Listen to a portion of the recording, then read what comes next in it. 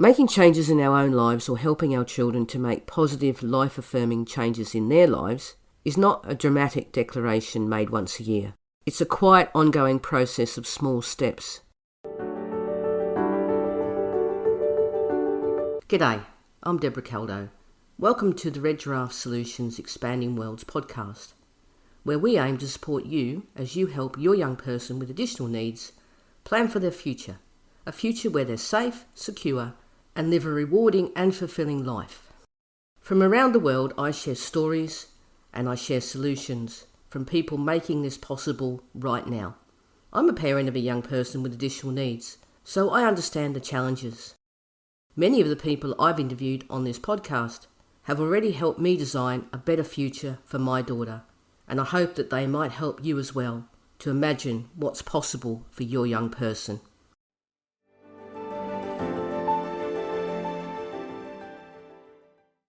This is a time when many of us will start to make our New Year's resolutions about all the things that we want to do better in the next year.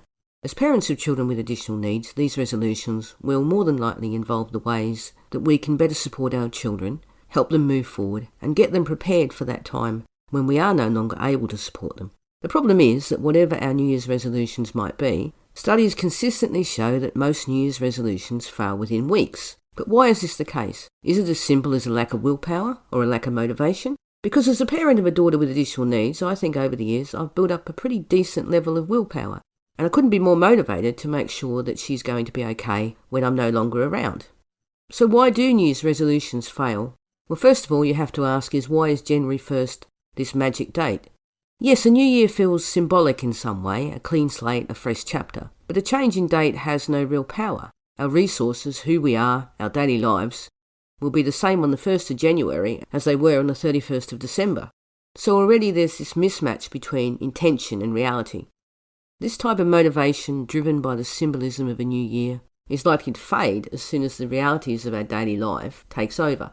A date alone cannot sustain momentum. New Year's resolutions assume that change is built on willpower. But willpower is a limited resource. It fluctuates depending on our environment, our levels of stress, how much sleep we get. January isn't necessarily going to be that one month where we have no stress and start sleeping perfectly. One of the other problems with our New Year's resolutions is that they're often too vague and unrealistic. When it comes to how we can better support our children, it might be things like, I want to help them become more independent, or I want to sort out my finances to safeguard their future. These resolutions sound positive, but what does independence mean to your child, and what does even sorting out our finances actually involve?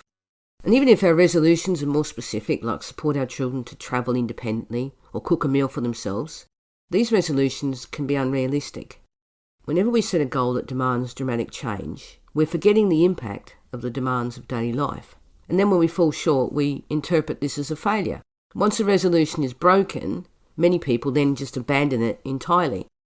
Resolutions like these forget that all of our behaviours are largely about habit.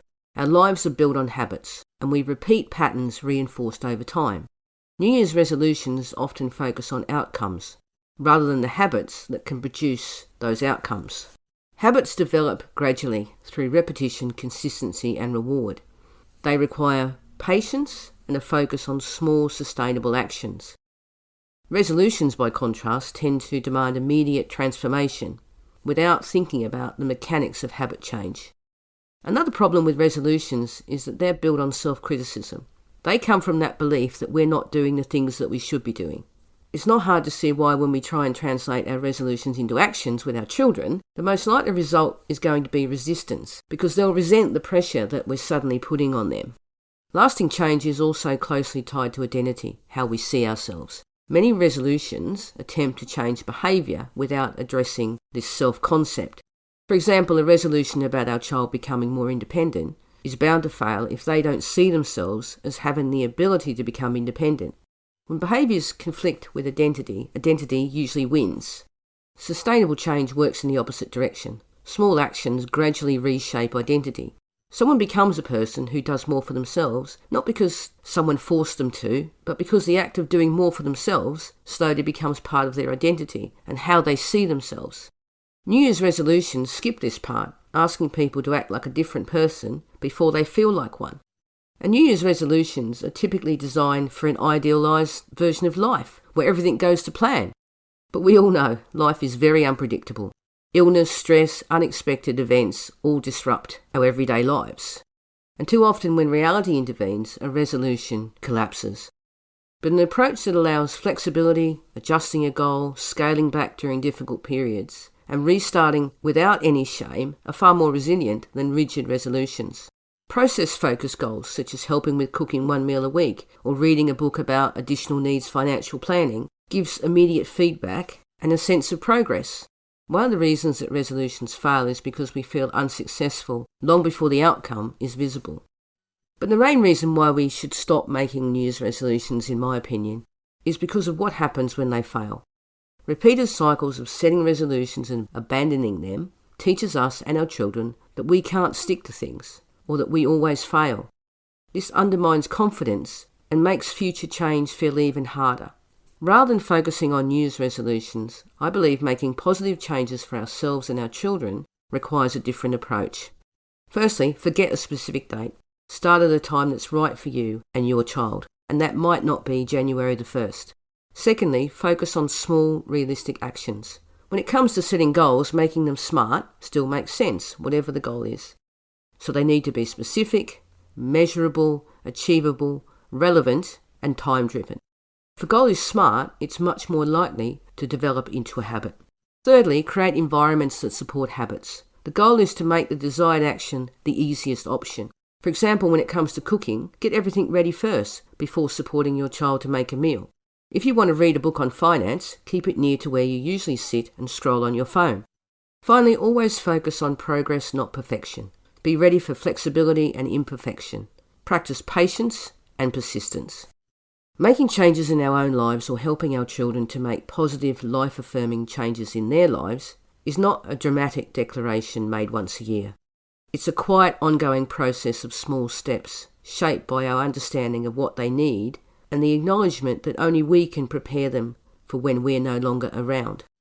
That is both our burden and a gift that we can give to them.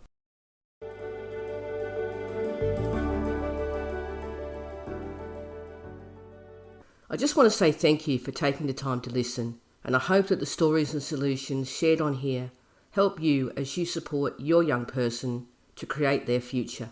If you know anyone who would find the ideas useful, please share the podcast with them.